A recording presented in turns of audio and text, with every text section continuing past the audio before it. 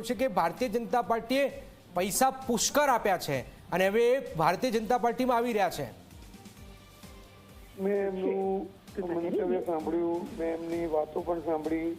હવે મારે દિનેશભાઈ કાછડિયાને એ કહેવાનું હતું કે તમે જો એવું કહેતા હોય કે તમને પહેલેથી જ ખબર હતી તો ફોર્મ જ શું ભરવા દીધું? ફોર્મ ભરતા એવું કે મને ફોર્મ ભરતા પહેલા જ ખબર હતી કે આમનું ફોન રિજેક્ટ થશે, આ થશે, તે થશે, તો શું કરા ફોર્મ ભરવા દીધું? ફોર્મ જ ના ભરવા દેવું જોઈએ. બીજું કે આ કોંગ્રેસનો આંતરિક મામલો છે. જો શું કહેવાય નિલેશભાઈ કુંભાણીનું ફોર્મ રિજેક્ટ થયું, એ નિલેશભાઈ કુંભાણીનું ફોર્મ રિજેક્ટ થવાનું કારણ એ ટેકનિકલ કારણ છે કે એમને જે સહી કરેલી હતી સહીઓ ખોટી હતી અથવા તો બીજા રીઝન છે, તો એ બધા રીઝનના કારણે એમના ફોર્મ રિજેક્ટ થયા છે.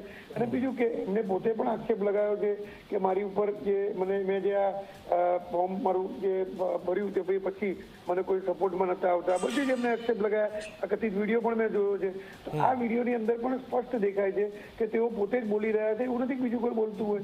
એટલે મારે કોંગ્રેસના નેતાઓને મારે કહેવું છે કે તમે જો થોડીક પણ શરમ હોય તો તમે છે ને આ બધા મંતવ્યો કે નિવેદનો આપવાનું બંધ કરો, કારણ કે તમારી જોડે એવા તો કોઈ મુદ્દા છે નહીં કે જેથી તમે ભૂતકાળમાં શું કર્યું હતું કે ભવિષ્યમાં શું આયોજન છે આવું તમે બોલી શકો, એવા કોઈ મુદ્દા તમારી જોડે નથી. એટલે આ તમારા જ્યાંથી કોઈ ફોર્મ ભરવા તૈયાર થાય તો એના માટે ઠેકેદાર નકલી ગોતવા પડે. પહેલા તો ફોર્મ ભરવા કોઈ ઉમેદવાર જ ના મળે, અને જો અમદાવાદ પૂર્વની જેમ કોઈ ઉમેદવાર મળે તો એ પાછો ભાગી જાય, જતો રહે. એટલે આ કોંગ્રેસની અવદશા આટલી 150 વર્ષ સુધી કોંગ્રેસની અવદશા મેં જોઈ નહોતી આટલી બધી, પરંતુ કોંગ્રેસની અવદશા પસંદ કરતી નથી. બિલકુલ બિલકુલ, આભાર યજ્ઞેશભાઈ. અસલમ સાયકલવાળા જોડાઈ ગયા છે, કોંગ્રેસના સુરતના નેતા છે. અસલમભાઈ,